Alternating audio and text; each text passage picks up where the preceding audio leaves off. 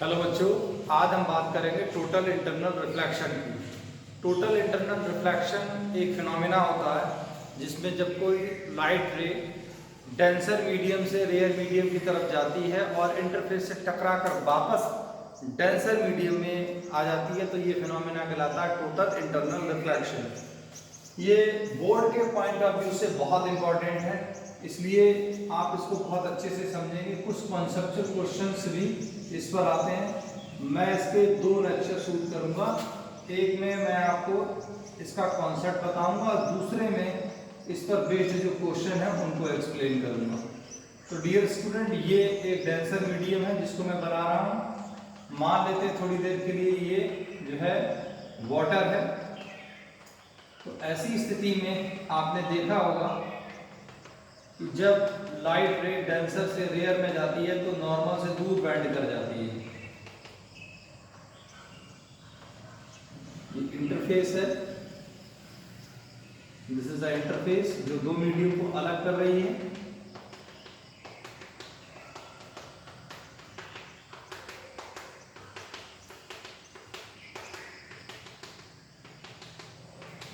ये अब यहां पर एक लाइट रे इंसिडेंट हुई और नॉर्मल से दूर बेंड कर गई, तो ये एंगल आई हो गया और ये एंगल आर हो गया। यहां पर आई लेस देन आर होगा। अब हमने यहां एंगल थोड़ा सा और बढ़ा दिया तो हमने देखा ये वाली वैल्यू और बढ़ गई। ये आई हो गया, ये आर हो गया। अब हमने यहां पर वैल्यू थोड़ी सी और बढ़ाई तो हमने देखा लाइट रे इंटरफेस के अलाउंड हो गई। इस एंगल पर रिफ्रैक्टेड लाइट रे इंटरफेस के अलाउंड हो जाती है और यहां पर एंगल ऑफ रिफ्रैक्शन 90 डिग्री हो जाता है। तो एंगल ऑफ इंसिडेंस, ये एंगल ऑफ इंसिडेंस कहलाता है क्रिटिकल एंगल। तो सबसे पहले हम यहां पर क्रिटिकल एंगल पढ़ेंगे। टॉपिक है आपका total internal reflection. Total internal reflection बहुत इंपॉर्टेंट है, इसलिए इसको हम बहुत अच्छे से पढ़ेंगे। इसमें बात है सबसे पहले क्रिटिकल एंगल। क्रिटिकल एंगल, तो क्रिटिकल एंगल क्या होता है? The angle of incidence, the angle of incidence at which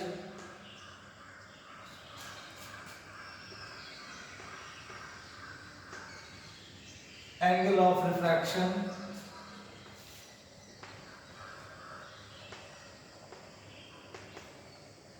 becomes right angle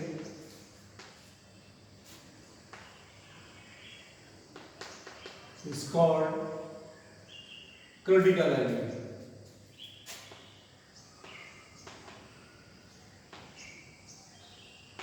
It is represented by C.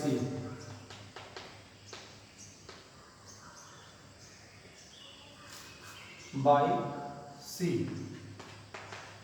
तो ये तो बात हो गई क्रिटिकल एंगल। अब आपने I की वैल्यू,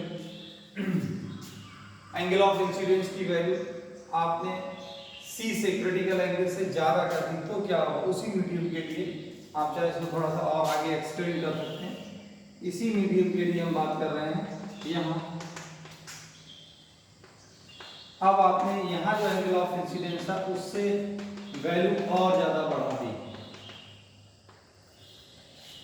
और ज्यादा आपने बढ़ा दी वैल्यू, तो क्या होगा?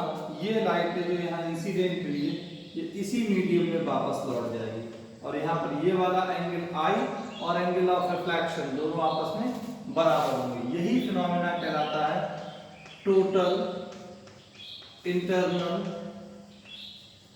रिफ्लेक्शन, जिसको TIR के नाम से जाते हैं।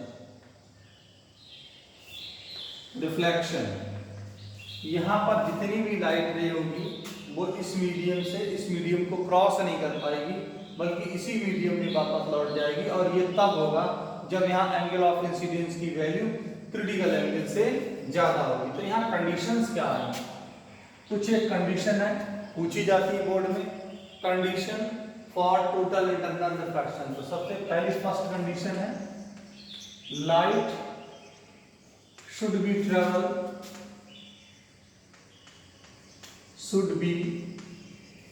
travel from denser to rare medium, पहली शर्त। दूसरी शर्त light should incidence above the critical angle, या angle of incidence should be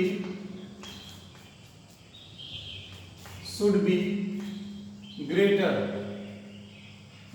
than critical angle। आई की वैल्यू सी से बड़ी होनी चाहिए। तो ये दो शर्तें, इन दोनों शर्तों को याद रखेंगे। अब किसी मीडियम के लिए क्रिटिकल की वैल्यू कैसे निकालते हैं, अगर उसका रिफ्रैक्टिव इंडेक्स पता हो। इस वाली शर्त को उठाते हैं नंबर फर्स्ट कंडीशन की, सेकंड, थर्ड और फोर्थ पे तो PIR हो गया। तो हम किसी मीडियम के लिए क्रिटिकल एंगल की वैल्यू कैसे निकालते हैं उस पर आ जाते हैं। तो थर्ड वाला फिगर हम दोबारा बना ले रहे हैं ताकि आपको अच्छे से समझ में आए। ये हमने यहाँ पर आई की वैल्यू सी के बराबर रखी और ऐसे में हमने देखा कि रे ऑफ लाइट इंटरफेस के अराउंड हो, ये हमारा मीडियम था। तो कैसे निकालेंगे, स्नेल्स लॉ अप्लाई करेंगे यहाँ। फ्रॉम स्नेल्स लॉ, और स्नेल्स लॉ से देखेंगे आप म्यू, ये मीडियम 2 और मीडियम 1।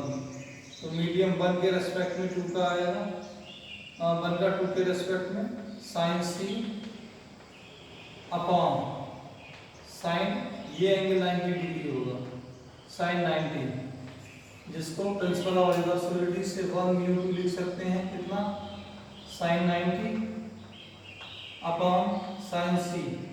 तो यहाँ पर म्यू की वैल्यू आ जाएगी 1 अपॉन साइन सी। मतलब किसी मीडियम का रिफ्रैक्टिव इंडेक्स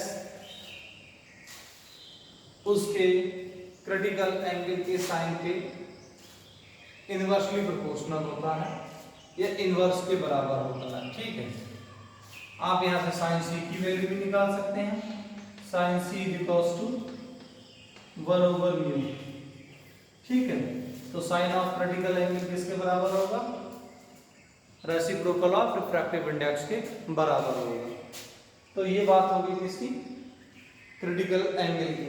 अब यहाँ पर देखिए एक छोटा सा मैं एक एग्जांपल बता रहा हूँ। जैसे कोई ये राइट एंगल प्रिज्म है,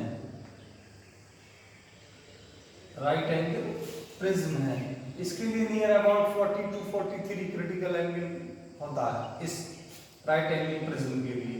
यहाँ पर एक रे ऑफ लाइट इस तरीके से इंसिडेंट हुई। अब आपसे कहा जाए कि इसका रे डायग्राम आप कंप्लीट करिए, तो आप इसका रे डायग्राम तब तक कंप्लीट नहीं कर सकते जब तक आपको इसकी क्रिटिकल की वैल्यू न पता हो। कांच है तो कांच का refractive index mu equals to 1/5 होता है।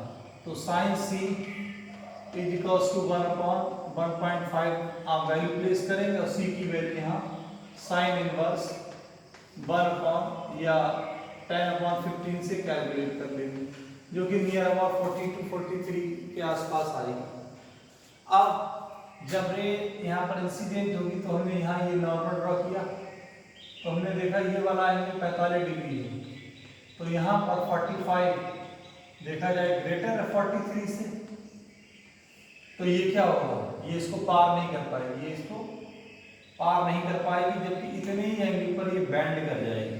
तो ये कंप्लीट रे डायग्राम होगा इसका। तो डियर स्टूडेंट, ये TIR था, टोटल इंटरनल रिफ्रैक्शन। इसका अभी एक वीडियो मैं और शूट करूंगा जिसमें मैं कॉन्सेप्चुअल क्वेश्चंस लूंगा इसके। और ये बहुत गलत बात है, अभी भी आप रे ऑप्टिक्स के वीडियो शुरू से नहीं देख रहे हैं, आज तीसरा वीडियो मैंने जो है शूट किया है और ये मैं आपको पोस्ट करूँगा। मैं चाहता हूँ आप जितने भी स्टूडेंट हैं सब डेली इसको अपना जो रे ऑप्टिक्स के वीडियो हैं इसको डे टू डे कंप्लीट करिए, वरना आप लोगों को बहुत दिक्कत हो जाएगी। ये वाली यूनिट बहुत स्कोरिंग है जो बोर्ड में आपको बहुत ज़्यादा फ़ायदा देगी। आपका स्कोर एकदम बढ़ जाएगा अगर ऑप्टिक्स क्लियर होगी, और ऑप्टिक्स बहुत ईजी है। आप ध्यान से बस यहाँ पर इसकी वीडियो देखते जाइए और रेफरेंस बुक से इसको पढ़ते जाइए। कुछ एक प्रॉब्लम्स है वो भी मैं साथ में कराते हुए चलूँगा। सो प्लीज़ मैं आपसे बार बार रिक्वेस्ट कर रहा हूँ कि रे ऑप्टिक्स का कोई भी वीडियो स्किप मत करिए। Thank you so much.